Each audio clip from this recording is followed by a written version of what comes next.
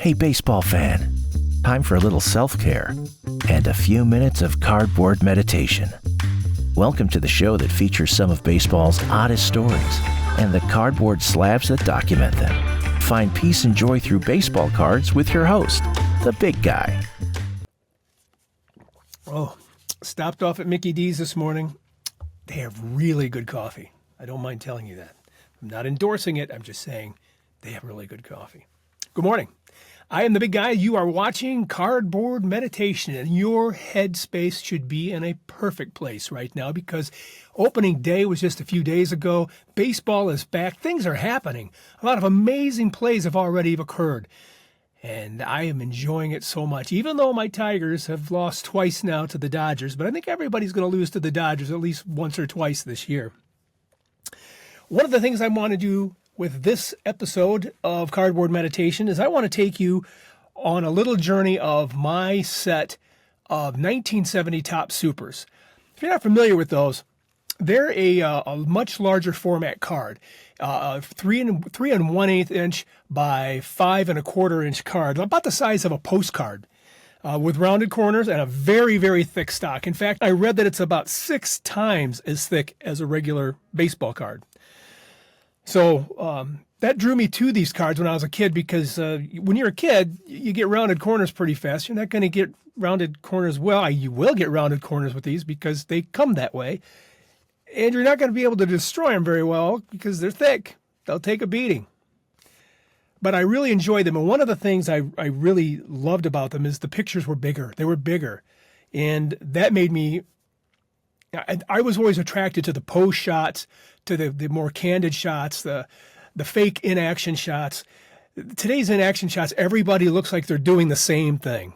The hitters are hitting, the catchers are catching, and the throwers are throwing. There's nothing there that shows any personality. At least that's my opinion. So what I want to do is just give you these, take a look at these cards. They're rounded, like I said, a rounded corner format, about the size of a postcard. They're borderless, which I also like because they're all centered really well, right? Oh, that's wrong. If there's anything wrong about these cards, it's the fact that they didn't cut very well. I will show you that on some of the cards that I have, and you'll see where they were not cut well. And no matter where you go to get these cards, you're going to find that. So, and I'll show you a few of them. You'll probably see them, but I'll point them out anyway. Just so you know, these are from my collection as a kid back in 1970. There are probably, I'm going to shoot in the dark here and say probably about 30% of these cards are from my collection back in 1970. I bought these off the shelf, put them in my collection as a kid because I just thought they were awesome. There were 24 packs in a box, and there were 3 cards. I didn't want to show that to you yet. 3 cards in the pack, plus a stick of bubble gum, and they were 10 cents a piece. So you got 3 of those for 10 cents. Did I say 24 packs in a case? Yeah, I did. Okay. And they were distributed nationally. I did read somewhere these were supposed to be test issues. They were not test issues. They were available no matter where you were at. As long as baseball cards were being sold, you would find these. What the cards that were a test issue were the 1969 Topps Supers. And I'm just going to show you the difference between the two. Here's the first card in the set for this card set here that we're talking about today, the 1970 Supers. This is the 69. Notice the difference in size. This was a test issue. Very hard to find, and they're really quite a beautiful card. This is the 1970 Super. This is not a test issue. All right, let's get down to it. You already saw the first card. Claude Osteen. Now, he pitched from 1965 to 1973 for the Dodgers. And this lefty, he was consistent and durable. I remember seeing his card year after year after year. He often pitched 200 innings a season. That's reliable. Maybe that's why the number 1 card in the set, which is what this is Claude Osteen's. His nickname was Gomer. I guess he looked like Gomer Pyle on TV. If you don't know who that is, Google it. He went on to become a pitching coach later on after his playing days were over. But this is the number 1 card in the set of the 1970 Topps Supers. Second card in the set is And I've got a soft spot for any Oakland A's that are out there because I just like the way their uniforms look. Even as a kid, I know I'm in the minority. This is Salvatore Bando, or Sal Bando, the number 2 card in the set. And he was a cornerstone of those Oakland A's dynasty that back in 1970, the 1970s, the early 1970s, and he was the team captain and a key leader on and off the field. Now I say that because he, even though he was, the commander down on third base, he was playing for the notoriously eccentric Charlie Finley. You don't know anything about him? Google him. He was an owner that was known for his wild promotions, and he always meddled in team affairs. It was one of those things. I grew up during that, and I never understood why he was inserting himself into the team, but he did. But he had a great idea to give his players bonuses for growing mustaches and to promote. And that the reason being is they had mustache day at the ballpark, and he wanted his players to help promote it. So Bando, never to miss an opportunity to make a little money. Not only grew a mustache, he also rallied his teammates to do the same. And the A's ended up becoming the first team in modern baseball where everyone had facial hair, leading to that rough and tumble look during the championship years. Now, of course, Sal Bando did make sure that remind Finley that he and the rest of the team expected their cash, because if they were going to look like a 1970s biker gang, they sure as heck were going to get paid for it. Sal Bando, the number 2 card in the 1970 Topps Super Set. Got a Hall of Famer coming up here. Card number 3 is Luis Aparicio.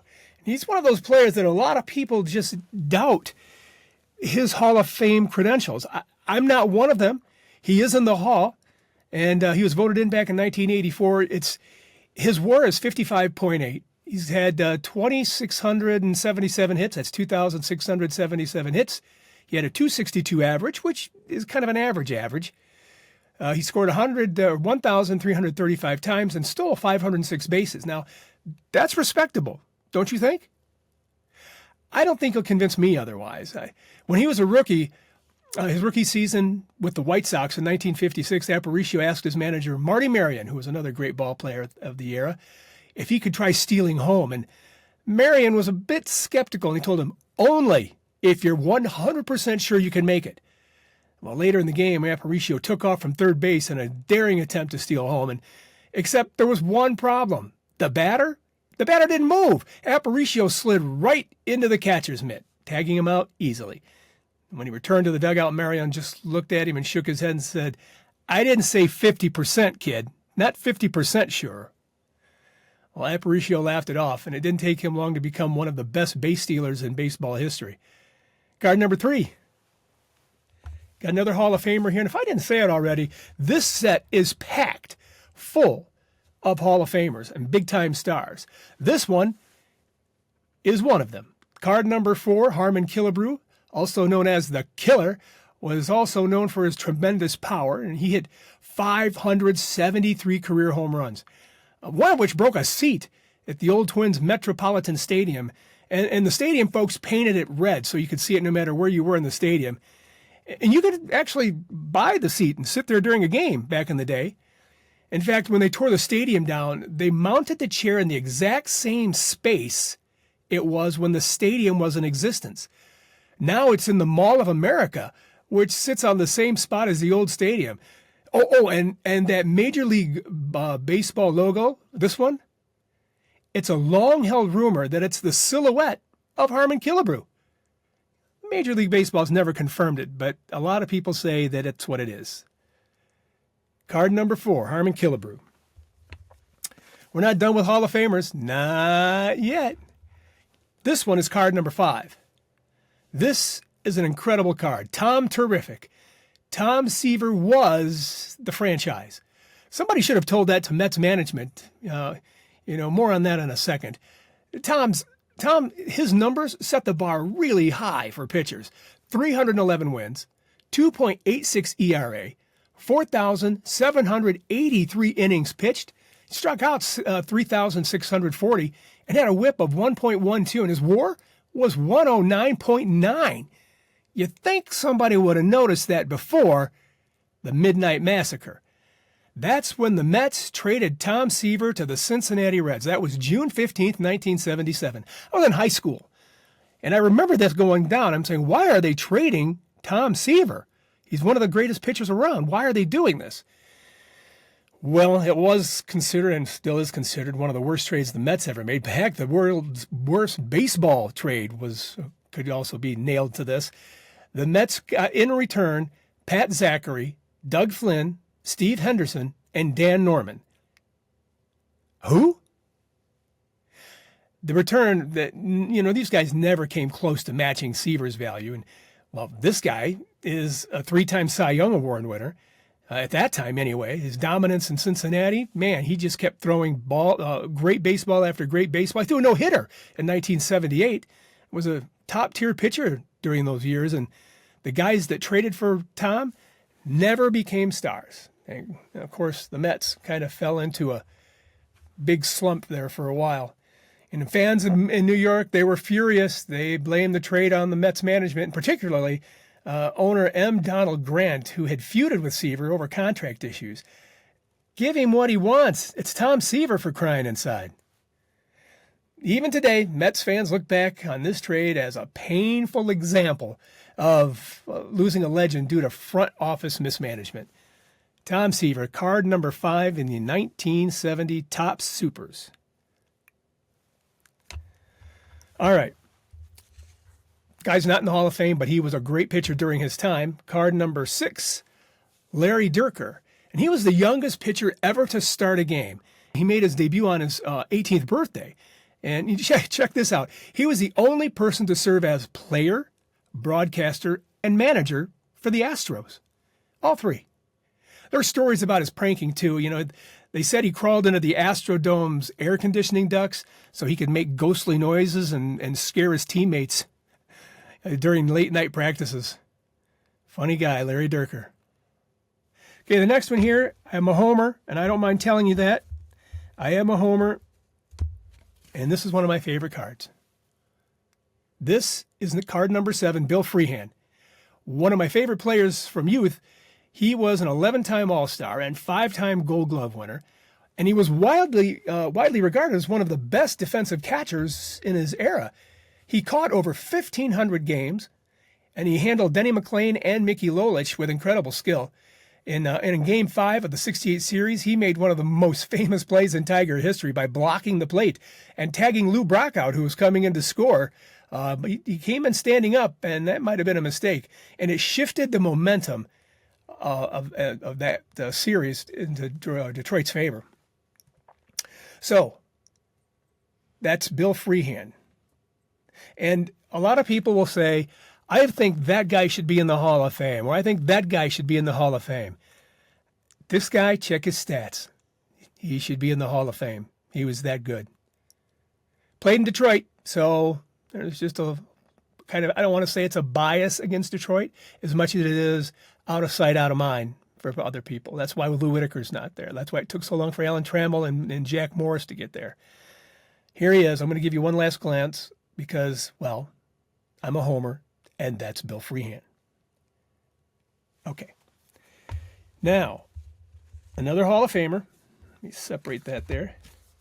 And probably one of the greatest. So if Bill Freehan was one of the best catchers of his era, it can be said with all surety that card number 8, Johnny Bench, was the very best. Johnny was an elite defensive catcher with 10 Gold Gloves. He hit 389 home runs, the most by any catcher at this time and during of his retirement. And he also was a 2-time NL MVP in 1970 and 1972. And, he was a 14-time All-Star.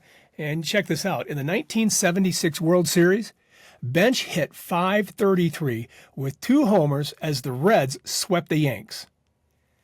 This guy was the greatest catcher of my lifetime. Maybe Piazza, maybe.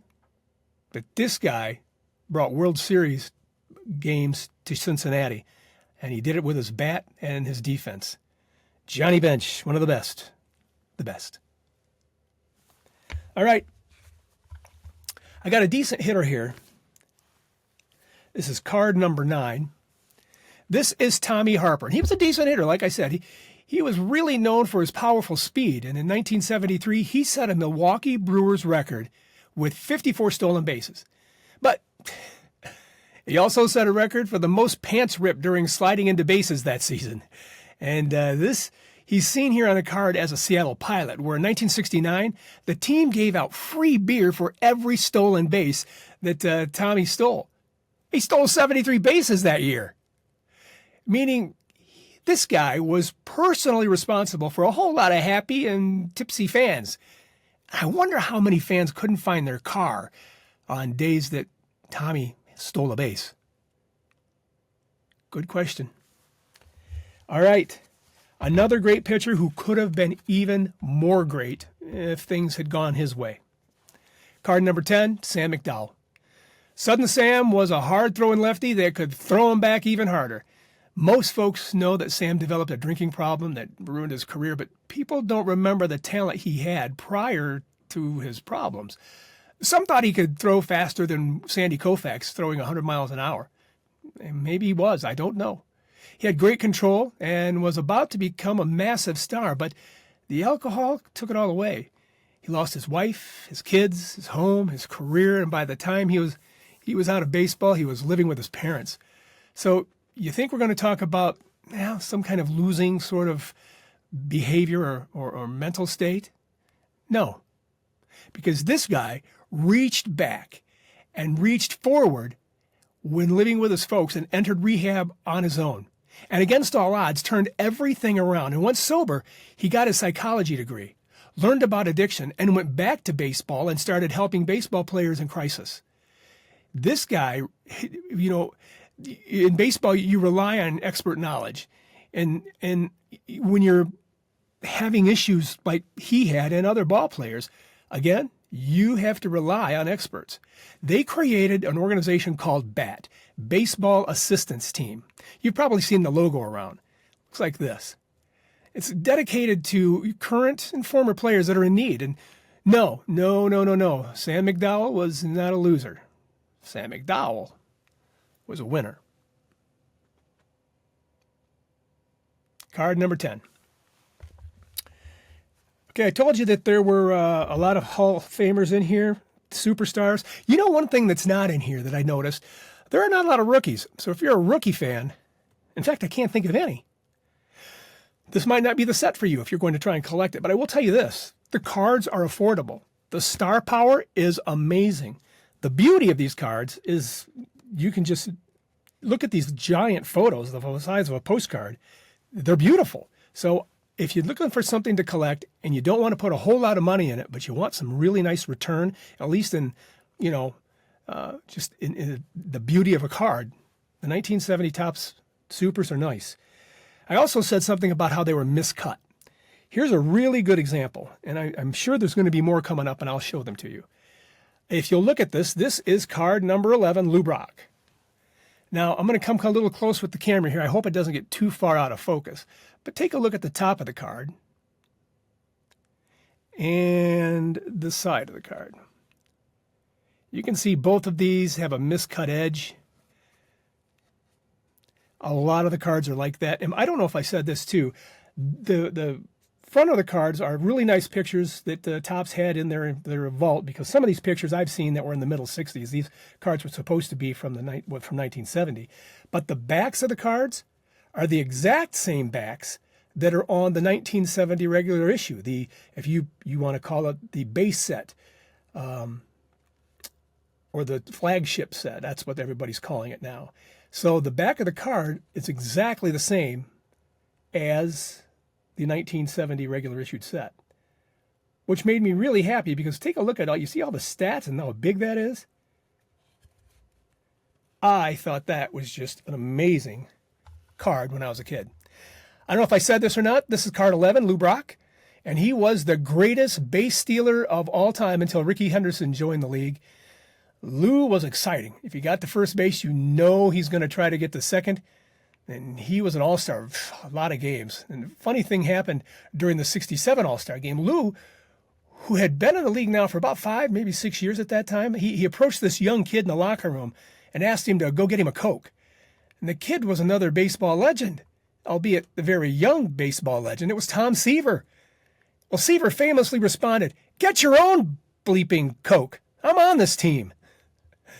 Brock asked him who he was, and that just was one of the great baseball stories that took hold. Now, I've heard the G-rated version of this where we didn't bleep, but I'm thinking the version I gave you was probably closer to the truth. It's a nice card. Even though it's miscut, it's beautiful. I was going to add something to this. The 1967 regular issue Topps is Lou Brock's most beautiful card. All right, here's one of the favorites that everybody seemed to like. I pulled this card out of a pack in 1970 from the Orchard Park Food Market on North Avenue in Battle Creek, Michigan. There was a stack of these cards sitting in a box. I pulled this pack out and I opened it, and that's why there's a big crease in it. And no, I'm not going to update the card. I'm not going to put another card in its place just because of that, because that crease means something to me. That was my card. This is it. People love this card. Card number 12, Roberto Clemente. He played 18 seasons for the Pittsburgh Pirates, and I'm not a Pirate fan, but I'll wager that every single Pirate fan is thankful that Roberto spent every eventful, amazing, and joyous season for their team. You're a lucky bunch down there in Pittsburgh, I can tell you that. Everybody knows the story about his death, delivering supplies to earthquake victims in Nicaragua back on New Year's Eve in 1972. But I'd like to leave you with a smile about this card. He's swinging through an imaginary pitch here, but that bat most likely was a 36-inch long and 38-ounce bat, because that was the size and weight he was using from 1961 to 1972. But back in his younger days, while he was working on those great skills, those great baseball skills, his bat was a little different. From 1955 to 1960, his facsimile autograph on the bat didn't say Roberto Clemente. It said Momen Clemente. Now, Momen was his nickname his mom gave to him, according to legend, because in his youth, when his mom or dad asked him to do something, he would always say, "Momentito, momentito." He just kind of put things off, so he did it so much that his folks, and the rest of the family gave him that nickname, and it kind of stuck. And so when Louisville Slugger crafted his first few bats, that's the name they engraved on it. And those are some of the most valuable bats, game-used bats of Clemente's career. And that is one of the most beautiful Clemente cards I know of. Even with the crease, it's still pretty nice. All right, still like those Hall of Famers? Good, because I got another one here for you. Also a miscut card. We'll take a look at that at the end. But this card is such a beautiful card. And the reason being, and I can't figure it out, but this guy is one of the most photogenic ball players I've ever seen. He's only got one or two cards that make me go, yeesh. This is not one of them. This is a good one. This is card number 13. This is Willie McCovey, or Willie Mack. And he was a great hitter. You don't have to take my word for it. He's in the Hall of Fame, and he's got some incredible stats. He hit so many home runs that they named the body of water in the San Francisco Giants baseball park, Oracle Park, McCovey Cove, because only the really powerful hitters could get a ball into the water. But let's not leave it alone as just him being a great hitter. He was a fearsome hitter. Pitchers would increase stomach acid when they had to pitch against him, and he was feared, really feared. Bob Gibson, Hall of Famer for the Cardinals, said McCovey was the scariest batter he ever faced. Look at that guy's face. Nothing scary about him. Unless you're throwing to him. Willie McCovey, card number 13.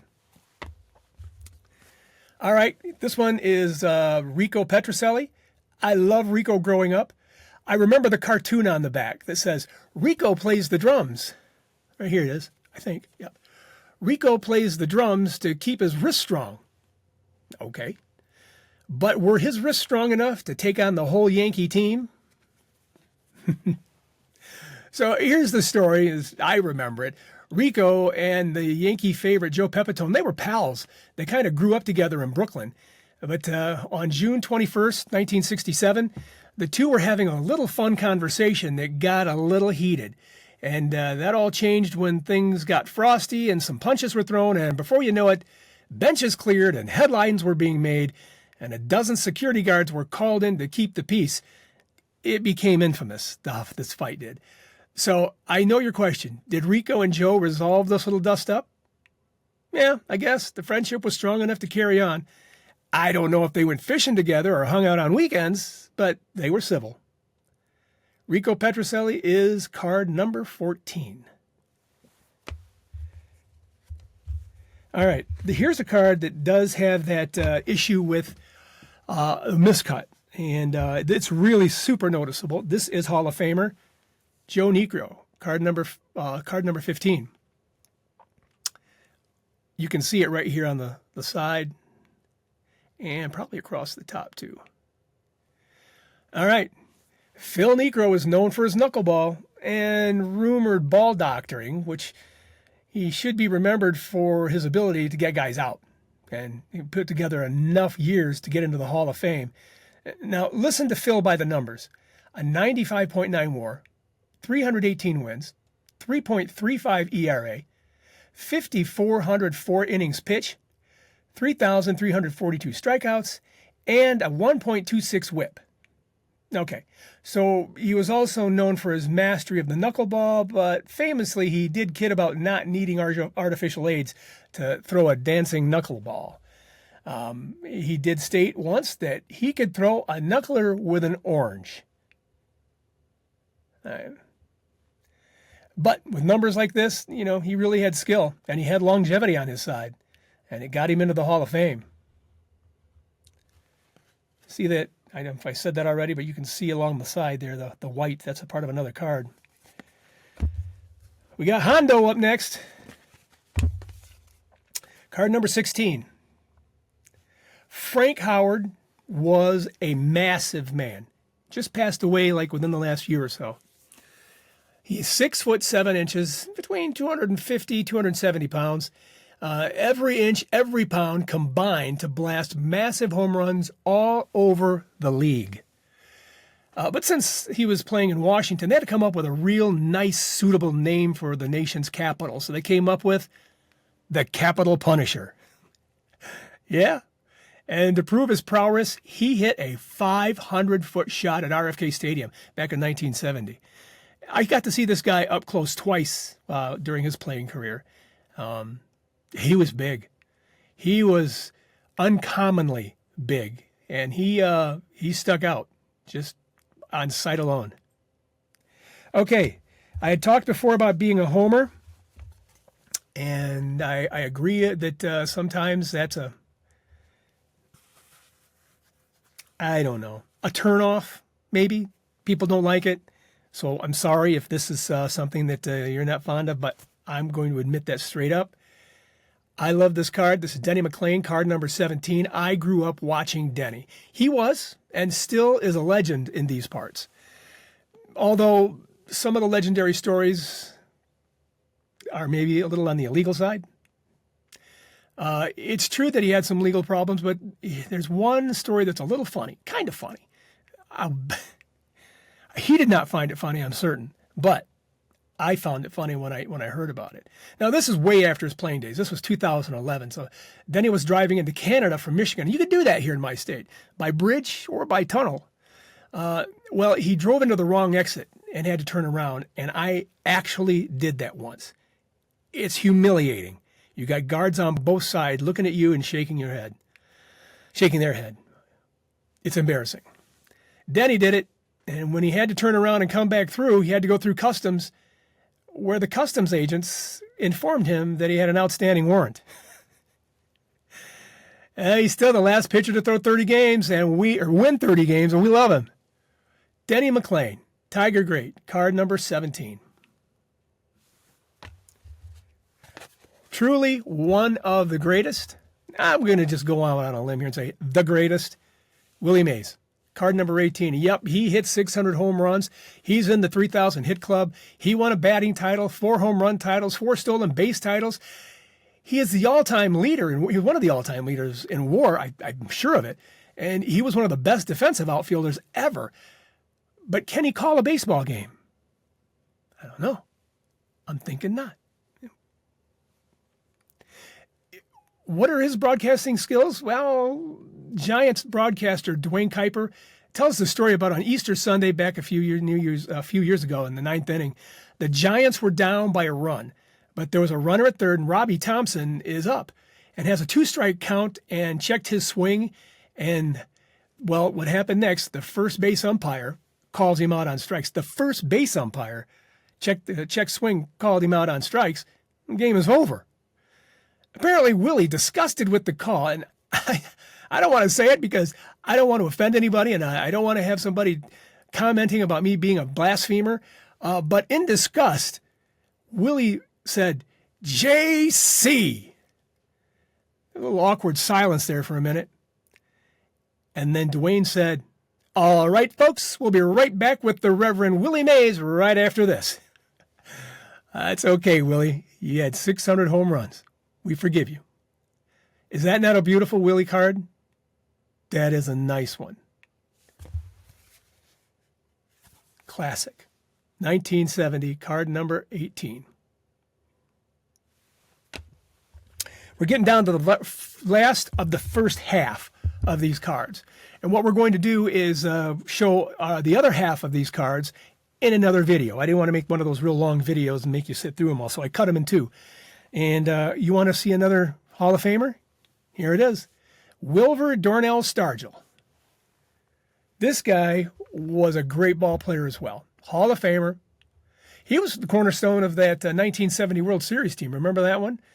I remember seeing him play with Dave Parker and who was the other guy that, well, obviously Clemente, but I mean Bill Madlock. Yeah. These guys, when they were all together, they were a threat. I remember seeing a few years ago, I'm sure you can see this still on YouTube somewhere. Willie was at the plate. Ken Holtzman was pitching. This had to be sometime in like the early 80s. And I don't know what Holtzman threw, but it was just way outside, sweeping up over the back, I guess I'm going to call it the left side of Willie, who had to bend down to get out of the way of the bat, or out of the way of the ball. But his bat was sticking up, straight up, as a matter of fact, and just trying to stay out of the way. And the errant pitch hit the bat and knocked it foul. I mean, what are the odds of that? And they came back to Willie standing there with the bat, and the look on his face, he was trying to make sense of the whole thing, because even though he had to jump out of the way, it was a strike. I know it's on YouTube if you look it up. I also remember that funny quote from Willie regarding properly hitting the ball. He said, if they give you a round bat, they give you a round ball, and then they tell you to square up. He's a funny man. Willie Stargell, card number 19. This next card, and I'm going to go over the other two cards other than this one that are reportedly, I guess there were 4 cards altogether. The other 3 are in the second half of the card set. This one is reportedly a rare card, a short print. I've done some research on this, and apparently with PSA and their pop reports, it doesn't reflect that, but there weren't any short prints. But everything I've read said there were 4 short prints. This one being the first. This is Joe Horlen. This one was supposedly a short print. And I know I told you about Joel in my 1970s Kellogg 3D story, and I'm sorry to repeat it. I just find it interesting that he's the only player to play for teams that won a Pony League World Series, and that was in 1952, a College World Series for Oklahoma State in 1959, and he was in the World Series in the Major Leagues in 1972 with Oakland. And I remember Joel showing up on a lot of leader cards back in the early 70s. He led in a lot of different categories. And it's a wonder that he wasn't a bigger star, but he was with the White Sox, I guess. In 1967, he led the American League in win percentage, shutouts, and ERA. You can see along the side there's kind of like a line there. That's just another miscut card. Again, this is reportedly a short print, but I don't think it truly is. Okay, this is the last card in this video. This is another Hall of Famer. This is Ron Santo, card number 21. It's the final card for this because I wanted, like I said, to split things up And it's a fitting way to end this particular video, because he was an amazing player, and people don't realize the kind of man he was. And I'll explain in just a moment. The back of these cards, are, like I said, the same as the regular base cards. When I was a kid, I read the back of it, and I'm going to show it to you right now. It said, Ron owns a chain of pizzerias in Chicago. Now, remember, I was 10 years old in 1970, and I was very excited about that. And I told my dad that when we go to Chicago, let's stop there. And my dad just stared at me for a long time, and he kind of winced in wonder. Why are we going to Chicago, he asked. I said, to get pizza from Ron Santo. And I said it seriously. He just stared at me for a second and walked away. We never went to Chicago. Even though it's only like an hour and maybe two hours away from us. I loved Ron as a broadcaster. He was like me. If I were a baseball announcer, somebody mistakenly just gave me a microphone. As a rabid baseball fan, I'm running my mouth like a fan instead of an announcer. Loved this guy. But one of the things he was known for, not really known for, but people know of his disease state. He had diabetes, and it was really bad, and it was out of control. He ended up losing both of his legs. And he got some prosthesis for both of them and could walk around and lead a normal life, or somewhat normal life after that. But he just kind of persevered. He didn't shrink away after things like that started to happen, and became a spokesperson for diabetes and diabetes issues, and right up to his death. He was a strong advocate for checking your sugar and taking care of yourself. That's why I like him so much, because I have diabetes as well. Ron Santo, card number 21. All right. That's it for the first half. Probably in the next few days, you'll be able to see the second half. I've got the other cards right here. We'll be going over those to finalize the 1970 Top Supers.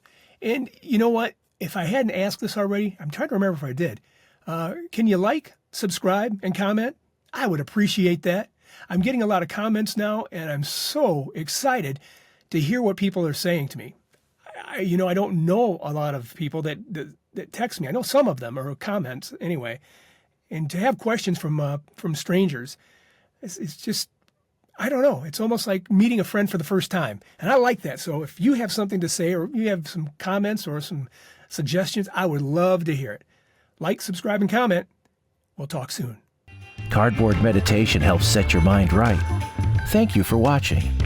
Show us your appreciation by clicking the like and subscribe button. Ring the bell while you're at it so you'll know when we upload a new story.